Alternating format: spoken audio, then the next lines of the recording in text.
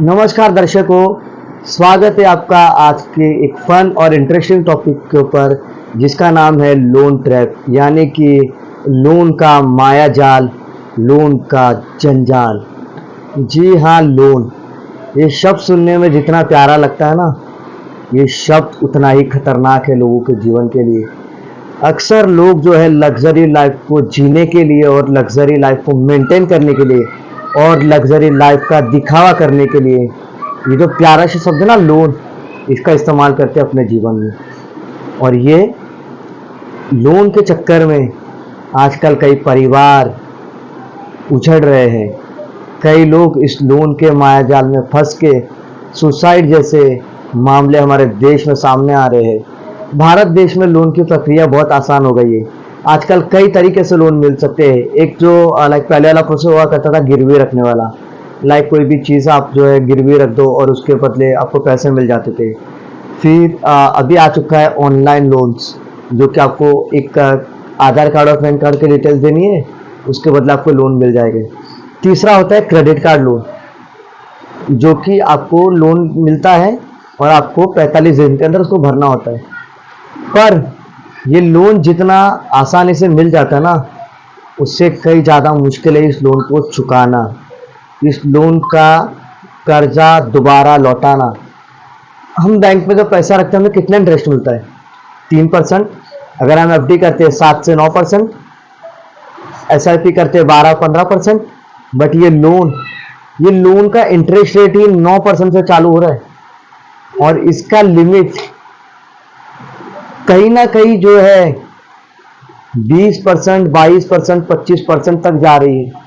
अभी ये डिपेंड करता है कि लोग कहाँ से लोन उठा रहे हैं, कितने रेट ऑफ इंटरेस्ट पर उठा रहे हैं, ये लोग के ऊपर डिपेंड करता है।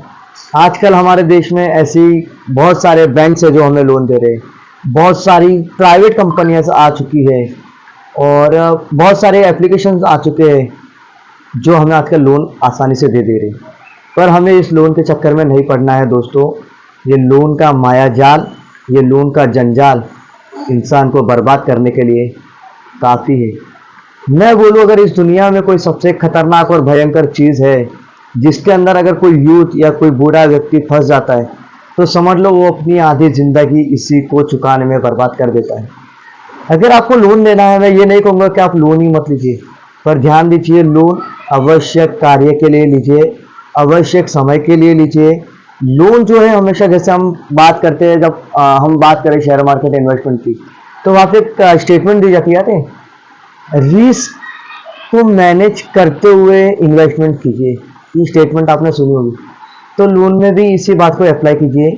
अपने रिस्क को, अपने इनकम को ध्यान में रखते हुए लोन लीजिए, क्योंकि आपको जो लोन देने वाला इंसान बैठा है, जो व्यक्ति बैठा है सामने, वो आपको जितने अमाउंट का लोन चाहिए ना, वो ट्राई करेगा वो आपको दिला दे।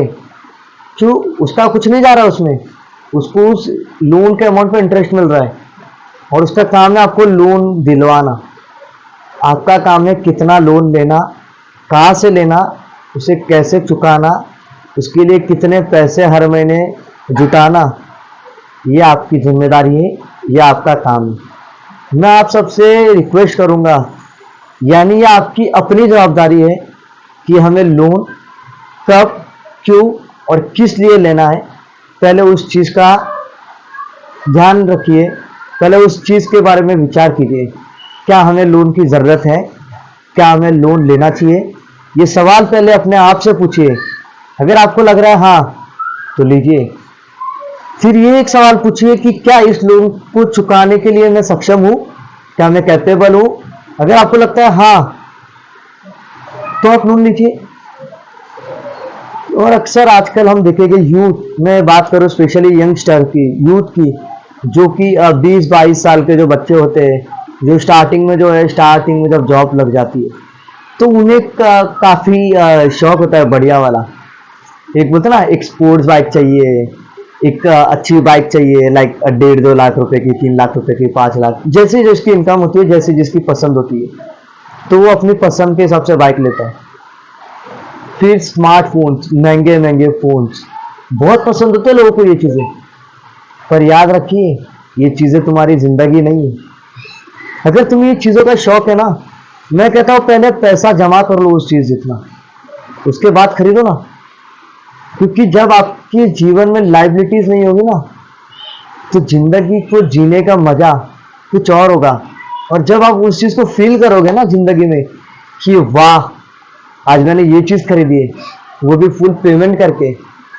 अभी आजकल हम देखें कि सोशल मीडिया पे एक चीज इन्फ्लुएंसर्स होते हैं ना, वो एक बात कहते हैं कि हमें लोन तब लेना चाहिए जब हमारे पास उस चीज को लेने के 2 से 10 गुना पैसे हो। तो ये बात बिल्कुल सही है। अगर आपके पास उस चीज को खरीदने के लिए पैसे है ना, तो आप लोन लेके खरीदो।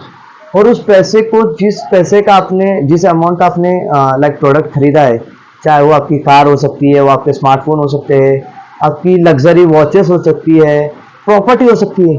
तो एक काम कीजिए, जितने अमाउंट का आपके पास लाइक जितने अमाउंट का आपकी प्रॉपर्टी ना, उतना अमाउंट पहले आप जमा कर लीजिए और उस अमाउंट को जो है ना इन्वेस्टमेंट कीजिए कहीं पे। और उस इन्वेस्टमेंट के अमाउंट से जो आपको इनकम आ रही है ना, आप उस अमाउंट का लोन कीजिए।